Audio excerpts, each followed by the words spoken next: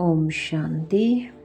आज बाबा हमें कहते हैं, मीठे बच्चे, बुद्धि में स्थायी एक बाप की ही याद रहे तो ये भी अहो सौभाग्य है। बुद्धि में एक बाप की याद कब रह सकती है? जब हमारी बुद्धि स्थायी होगी। स्थायी माना है स्थिर बुद्धि, यानी ज़्यादा संकल्प विकल्पों में नहीं होगी, एक की ही याद में होगी। तो उसको बाबा अहो सौभाग्य बताते हैं कि इतना भी पुरुषार्थ अगर तुम करते हो तो भी तुम्हें अहो सौभाग्यशाली बच्चे हो। आज बाबा आगे कहते हैं, जिन बच्चों को सर्विस का शौक होगा उनकी निशानियां क्या होंगी? वह मुख से ज्ञान सुनाने बिगर रह नहीं सकते। वह रूहानी सेवा में अपनी हड्डी हड्डी स्वाहा कर देंगे। उन्हें रूहानी नॉलेज सुनाने में बहुत खुशी होगी, खुशी में ही नाचते रहेंगे। वह अपने से बड़ों का बहुत रिकॉर्ड रखेंगे, उनसे सीखते ही रहेंगे। बाबा हमें 3 प्रकार की सेवाएं बताते हैं कि बच्चे मन से, मुख से और कर्म से, यानी मनसा वाचा कर्मणा, तुम्हें 3 सेवाएं मिली हुई हैं। यानी वो सदा ही मनन चिंतन करते होंगे और सदा ज्ञान, उनके मुख से ज्ञान रतन ही निकलते होंगे। वो हर समय कुछ ना कुछ ज्ञान के रतन ही, उनकी बातचीत ही ज्ञान रत्नों की हो जाएगी। कई बार कोई कविता गायक होता है, कविताकार होता है, लेखक होता है, तो आपने देखा होगा कि उसकी जो जीवन शैली होती है वो अपने जीवन में भी कभी कभी कैसे, मतलब परिवार में भी ऐसे ही बातचीत करता है जैसे कविताओं के द्वारा बात करते हैं। क्यों? क्योंकि वो उसका एक नेचर बन जाता है, उसकी आदत बननी शुरू हो जाती है। तो बाबा भी यही कहते हैं, बच्चे सर्विस का शौक किसको होगा? जिसका मनन चिंतन करने की सेवा होगी। जो मनन चिंतन करता होगा वही मुख का भी सर्विस कर सकता है और कर्मणा सर्विस भी कर सकता है। उसका सदा ध्यान किस में होगा? सेवा में। वो सेवा करने बिगर रह नहीं सकता, चाहे वो कहीं खड़ा है, चल रहा है, बैठा है, कुछ भी कर रहा है, लेकिन उसकी बुद्धि सदा कहाँ बिजी है? सेवा में। बाबा बताते हैं, एक है जिस्मानी सेवा, एक दूसरी है रूहानी सेवा। यहाँ हड्डी हड्डी बाबा किस चीज़ के लिए बताते हैं? बच्चे, तुम्हें आराम भी नहीं करना है, शरीर का भी ख्याल नहीं करना है, सेवा ही करनी है। जिस प्रकार से दधीची ऋषि का बाबा मिसाल देते हैं कि दधीची ऋषि के बारे में बताते हैं कि उसने हड्डी हड्डी सेवा में लगा दी।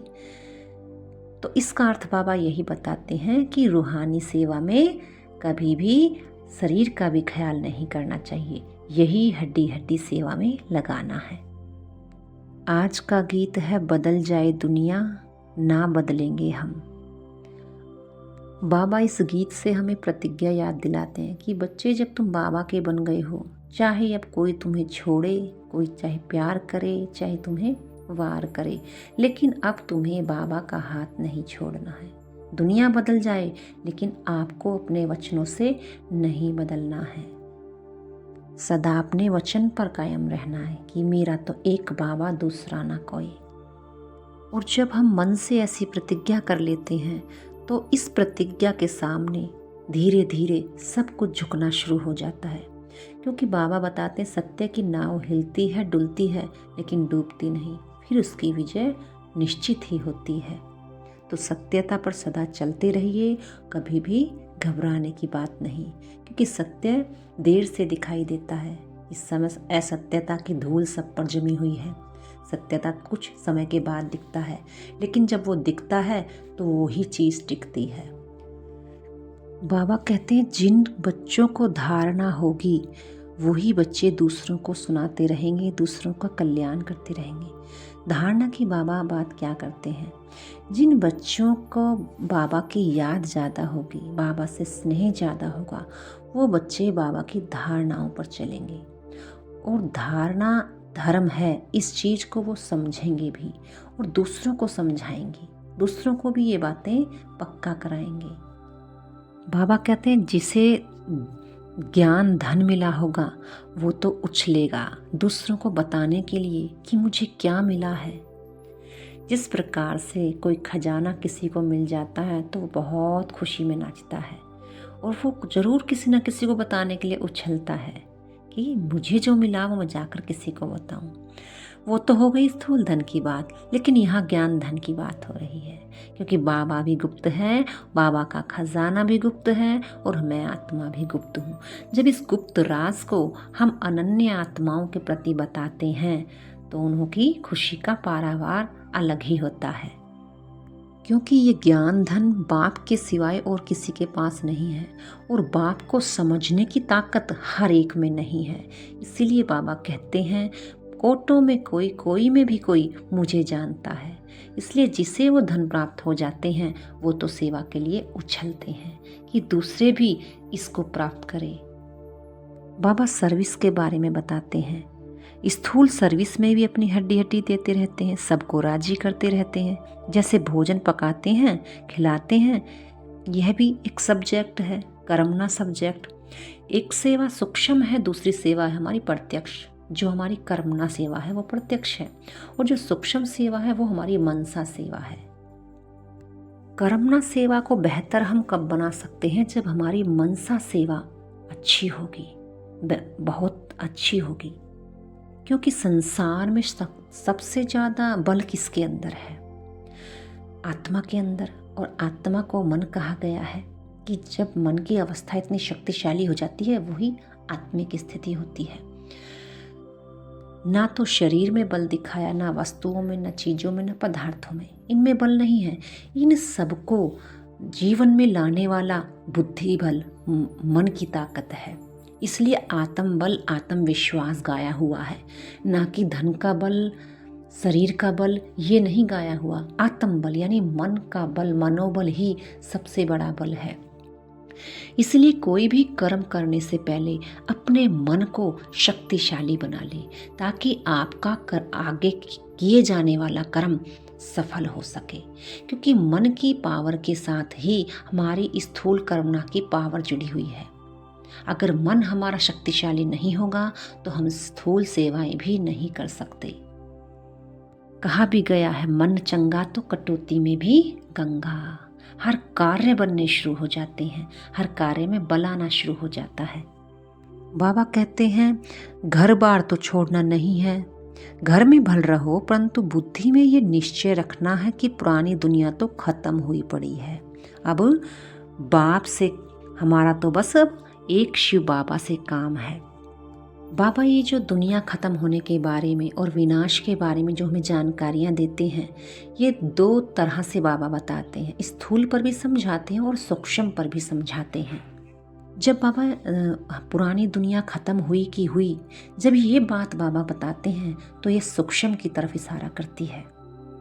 और जब कहते हैं विनाश तो सामने खड़ा है, ये भी शरीर के द्वारा बताई जाती है कि अचानक कभी भी कुछ भी हो सकता है। और फिर संसार की विनाश की तरफ भी इशारा बाबा करते हैं कि एटम बम्स बने हुए हैं, कहीं कहीं बीमारियां आई हुई हैं, पानी उछाल खा रहा है।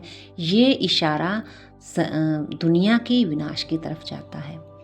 लेकिन हमें तीनों ही स्पष्ट करके समझाने होते हैं ताकि कोई भी इस विनाश को गलत रूप में ना ले।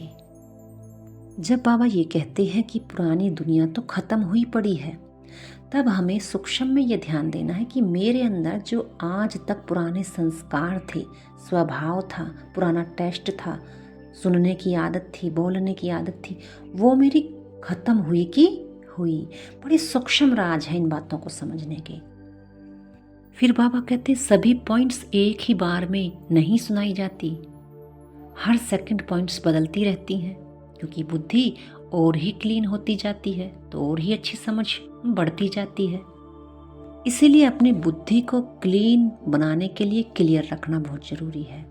जितना आप उसको बुद्धि को क्लीन क्लियर रखेंगे उतना ही आपकी श्रेष्ठ समझ बढ़नी शुरू हो जाएगी। और जितनी श्रेष्ठ समझ बढ़ेगी उतने ही आपके फैसले बिल्कुल राइट आपको समझ आने लगेंगे, उसमें कोई डाउट भी नहीं दिखाई देगा। बाबा कहते मुझे याद करो और पवित्र बनो, नहीं तो बहुत सजाएं खानी पड़ेंगी। अगर बाप याद नहीं है तो ज़रूर हम पाप ही भोग रहे हैं। पाप बढ़ते जा रहे हैं और हम भी दुख को भोगते जा रहे हैं। इसलिए एक शिव बाबा को याद करते करते इन सभी पापों से छूट जाना है, मुक्त हो जाना है, मुक्ति को प्राप्त कर लेना है। आज बाबा कहते हैं अपने से बड़ों का रिकॉर्ड रखना है, क्योंकि वो तुमसे ज़्यादा सीखे हुए हैं। उनसे हमें सदा सीखते रहना है और आगे बढ़ते रहना है। कई बार हमें किसी बड़ों की बातें अच्छी नहीं लगती, लेकिन हमारे भाव का स्तर उनके भाव के स्तर से कम होता है, इसलिए हम उनकी बात समझ नहीं पाते कि वो किस भाव से हमें ये बात कह रहे हैं। लेकिन जब समय आता है तब हमें उनकी वो बात समझ आती है, क्योंकि उस समय जाकर हमारा वो स्तर, हमारी वो बुद्धि काम करती है कि ये बात इस समय के लिए उन्होंने हमें सतर्क होने के लिए बोली गई थी। इसलिए बाबा कहते हैं कभी भी अपने से बड़ों का रिकॉर्ड रखना है, उनकी डिसर्विस नहीं करनी, उनसे सदा सीखते ही रहना है, क्योंकि बड़ों के पास अनुभव है, वो अनुभवों की खान है। इसीलिए कभी ये नहीं कहना कि मुझे तो सब कुछ आता है। हाँ जी कहते हुए सीखते हुए आगे बढ़ना है। धारणा के बिंदु सदा रूहानी सर्विस में तत्पर रहना है। ज्ञान धन दान करके खुशी में नाचना है। खुद धारण कर औरों को धारणा करानी है। दूसरी पॉइंट, बाप जो ज्ञान का खजाना देते हैं उससे अपनी झोली भरनी है, नोट्स लेने हैं, फिर टॉपिक पर समझाना है। ज्ञान धन का दान करने के लिए उछलते रहना है, क्योंकि मनन चिंतन अच्छा होगा तो फिर बताने का भी मन होगा कि ऐसी ये बात ऐसे क्लियर होती है, तो दूसरे को भी सहज हो जाता है पुरुषार्थ करने में। आज का वरदान है सत्यता की महानता द्वारा सदा खुशी के झूले में झूलने वाले अथॉरिटी स्वरूप भव। सत्यता के अथॉरिटी स्वरूप बच्चों का गायन है, सच तो बिठो नच, सत्य की नाव हिलेगी लेकिन डूब नहीं सकती। आपको भी कोई कितना भी हिलाने की कोशिश करे, लेकिन आप सत्यता की महानता से और ही खुशी के झूले में झूलते हो। वह आपको नहीं हिलाता लेकिन झूले को हिलाता है। यह हिलाना नहीं लेकिन झूलना है, झुलाना है। इसीलिए आप उन्हें धन्यवाद दो कि आप झुलाओ और हम बाप के साथ बाप की याद में झूलेंगे। बाबा कहता है कोई भी बात आए मन स्थिर हो, शरीर ऐसे लगे जैसे वो झूल रहा है बाप की याद में। स्लोगन है सर्व शक्तियों की लाइट सदा साथ रहे तो माया समीप नहीं आ सकती। सदा स्वमानों से बुद्धि रूपी झोली भरी रहे। अच्छा, ओम शांति।